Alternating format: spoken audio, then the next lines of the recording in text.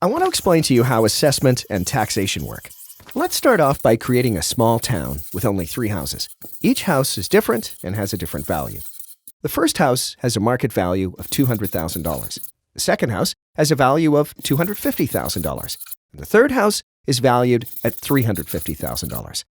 The city supplies services, and the money to pay for these services is recovered through property taxation. Let's imagine that the town needs to collect $1,200 to pay for these services. To calculate the tax rate, you divide the cost to provide services by the total assessed value of all the properties in the town. This establishes a tax rate. Now, to calculate how much tax each home pays, we multiply the tax rate by the assessment. As you can see, the first house would pay $300, the second home would pay $375, and the highest valued home would pay $525. Let's summarize what we've covered so far. 1. Assessment places a market value on each property. 2. The total assessment is used to calculate the tax rate. And 3. Taxes pay for the cost of city services, like roads, fire protection, snow removal, parks, etc. Let's imagine that another year has passed and that property values have increased by 4%. Now, let's imagine that the cost of providing services has remained the same, $1,200. The tax rate is the cost of services divided by the total assessment. The result is that all owners still pay the same tax as before because the cost of services has not changed. Let's summarize what we've covered so far. 1. Assessment increase does not necessarily mean more taxes are collected. 2. If all assessments go up equally, everyone pays the same as long as the cost of services stays the same. Now, let's imagine another year passed and values did not increase at the same rate. Home 1 remained at the same value, $208,000.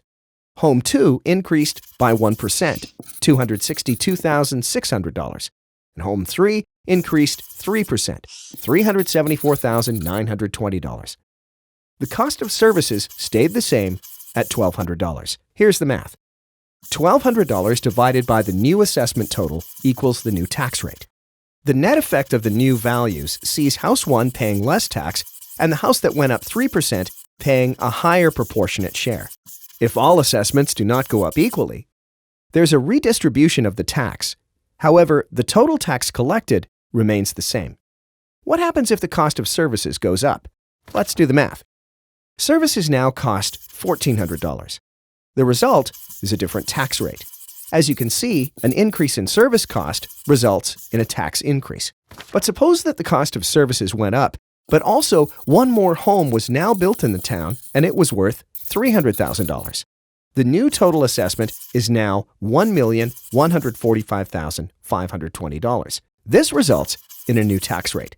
The new house now helps pay for the cost of services, and the result is that everyone pays less. This is a hypothetical representation of how the process works. The key points are: 1. Total assessment value is used to calculate tax rates. 2. An increase in property value does not always mean an increase in taxes. 3. New construction helps pay the overall tax burden.